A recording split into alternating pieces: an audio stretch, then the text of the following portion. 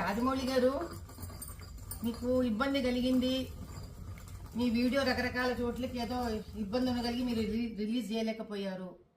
ఎవరి కష్టాలు వాళ్ళకు ఉంటాయి, కాదనట్లేదండి. కానీ ఆంజనేయ స్వామి వినకుండి నడిపిస్తాడు అని మీ నాన్నగారు అన్నారు. అది ఇప్పుడు భావ్యంగా అనిపించట్లేదు మీకు అన్నారు కదా. పోనీ బాహుబలి సినిమాలో కోట్లు సంపాదించారు కదండి శివలింగాన్ని ఎత్తిపించి పాపం ప్రభాస్ గారితో. అప్పుడేమన్నా శివుడి మీద ఏమైనా దానకం చదివారా మీరేమన్నా?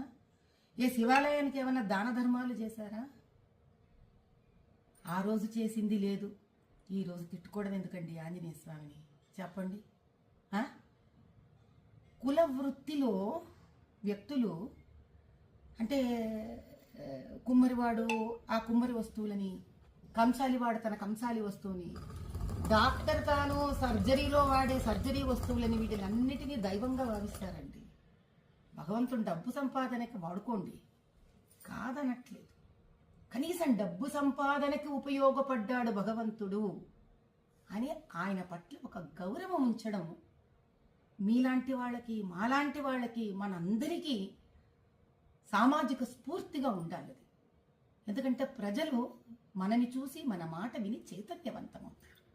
అంత బేలలాగా మీరు ఎవరో ఏదో షాట్లు మీకు కొట్టేశారు కాబట్టి మీకు ఆంజనేయ స్వామి వెనక లేడని మీరు భావించడం, ఆ తర్వాత వెంటనే సమస్య తీరిపోగానే చిన్నపిల్లలాగా వేసేసుకోవడం, ఇంకా నిలకడెక్కడుంది రాజమౌళి గారు మీ అంత పెద్ద మనిషికి కూడా?